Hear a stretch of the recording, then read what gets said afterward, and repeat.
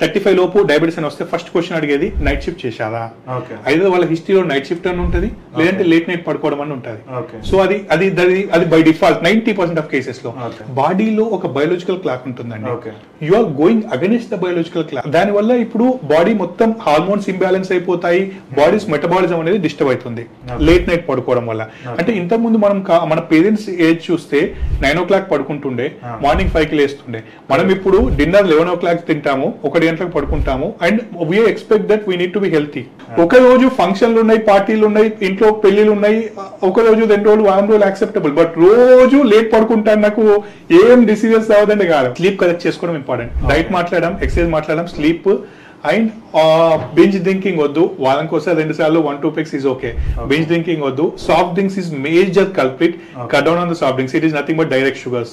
ఇది నార్మల్ గా హెల్తీగా ఉన్నప్పుడే if you build this simple habits you can take care of your health for the rest of the life. ఎందుకంటే హెల్తీగా ఉంటేనే మీ జాబ్ మీదైనా బిజినెస్ మీదైనా ఫోకస్ చేయొచ్చు. సో వాళ్ళు ఏం బిల్డ్ చేయాలన్నా ఫస్ట్ బాడీ సపోర్ట్ చేయాలి కదా.